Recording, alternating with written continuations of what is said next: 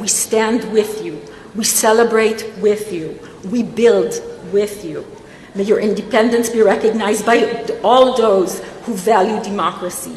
waan idin garab taagannahay waan idinla dabaaldegaynaa waan idinla dhisaynaa madaxbannaanidiinnu ha noqoto mid ay aqoonsadaan dhammaan kuwa qiimeeya dimuqraadiyadda konsulka guud ee Israa'iil ku leedahay magaalada Toronto ee waddanka Canada Edith Shamir ayaa xaflad kala qayb gashay jaaliyadda Jamhuuriyadda Somaliland ee ku sugan waddankaasi Canada gaar ahaan magaalada Toronto oo ay ugu dabaaldegayeen aqoonsiga Israa'iil siisay Jamhuuriyadda Somaliland 26 December ee sanadkii 2025 waxaana hadalladeedii ka mid ahaa There are moments in history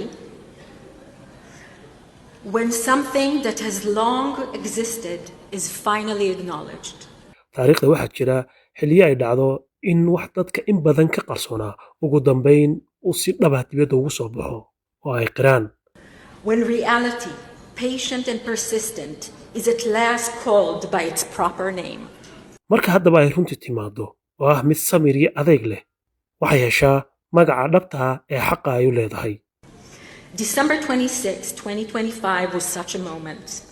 On that day, Israel recognized the Republic of Somaliland as an independent and sovereign state.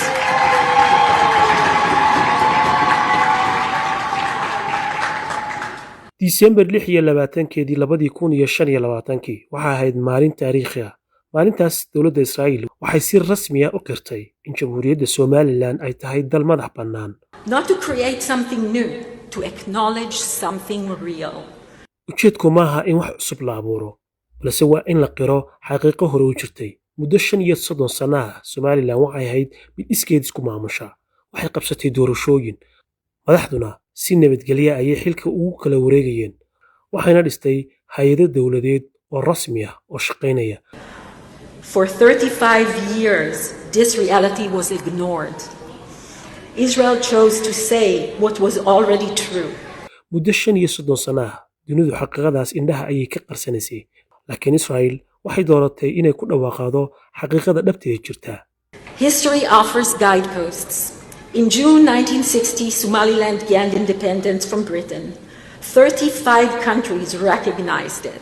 taariikhdu waa dhigaal rasmi ah bishii Juun sanadii 1960 Somaliland waxay xorriyaddeeda ka qaadatay Ingiriiska waxaana aqoonsaday 35 dal oo ay Israa'iil ka mid ahayd including Israel.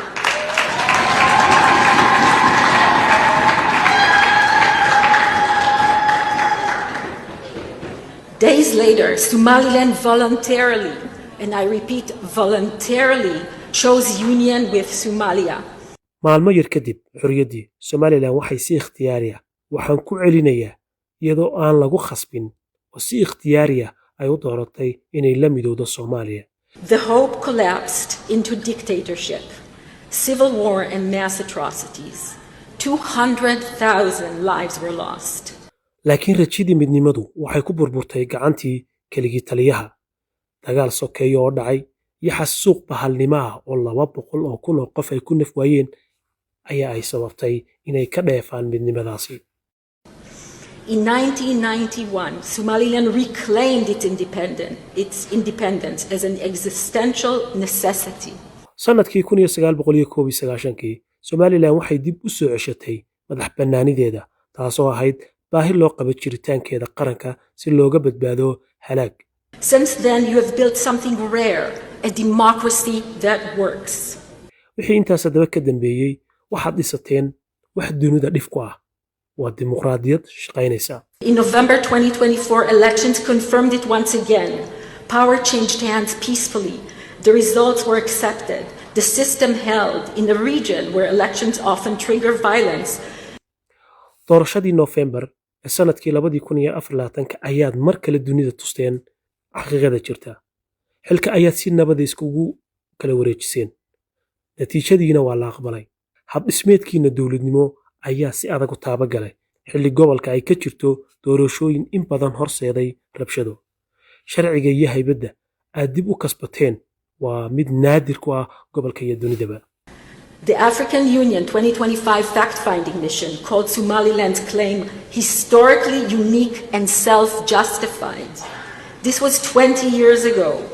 guddidii midowga Afrika ee xaqiiqa raadinta ee 2005 yimid Somaliland waxay xaqiiqada Somaliland ku tilmaameen mid taariikhi ah oo taariikh gaar ah leh isla markaasina garooshiyo u qalma arrintaasi waxa laga joogaa 20 sano.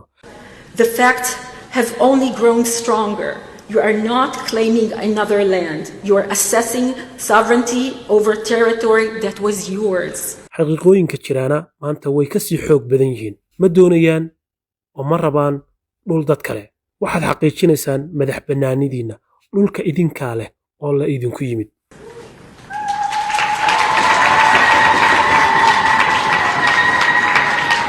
International law accommodates this reality. History confirms it. Democracy proves it. Recognition is just an acknowledgement. What comes next matters. aqoonsigu kaliya waa qiraal laakiin waxa xiga ee muhiimka ahi waa ficilka.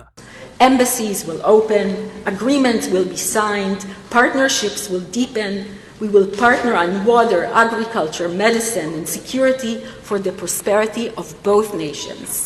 safaarado ayaa la furi doonaa heshiise ayaa la saxiixi doonaa xiriirkeennu wuu qoto dheeraan doonaa waxaan iska kaashan doonaa biyaha beeraha caafimaadka iyo amniga si ay labada qaranba u barwaaqoobaan.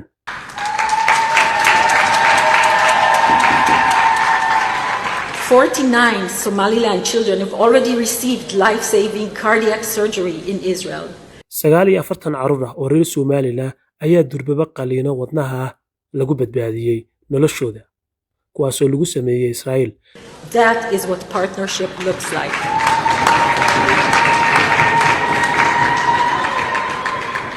We recognized truth, we honored perseverance, we stood with a nation that embodies the values we both cherish. taasi ayaa iskaashiga dhabta waxaan aqoonsanahay runta waxaan weyneynaynaa dhabaradaygiina. The recognition was not a gift from Israel to Somaliland. It was an honor for Israel to be the first to step forward. Israel inay noqoto dalkii ugu horeeyay ee aqoonsada ma ahayn hadiyad ay idin siisay Somaliland ee waxay sharaf u tahay Israel inay noqoto ta ugu horeysa ee runta sheegta.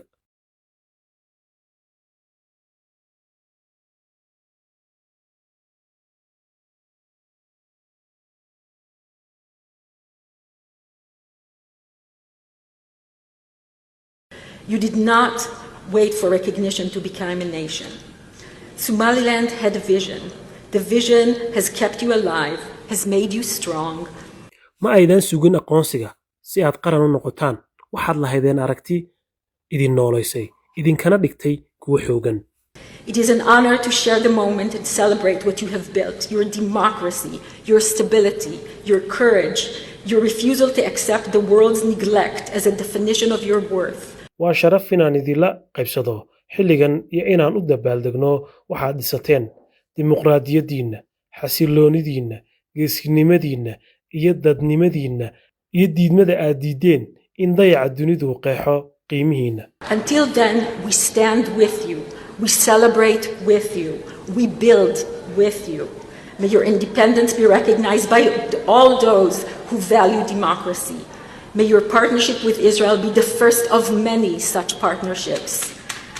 waan idin garab taagannahay waan idinla dabaaldegaynaa waan idinla dhisaynaa madax bannaanidiinnu ha noqoto mid ay aqoonsadaan dhammaan kuwa qiimeeya dimuqraadiyadda.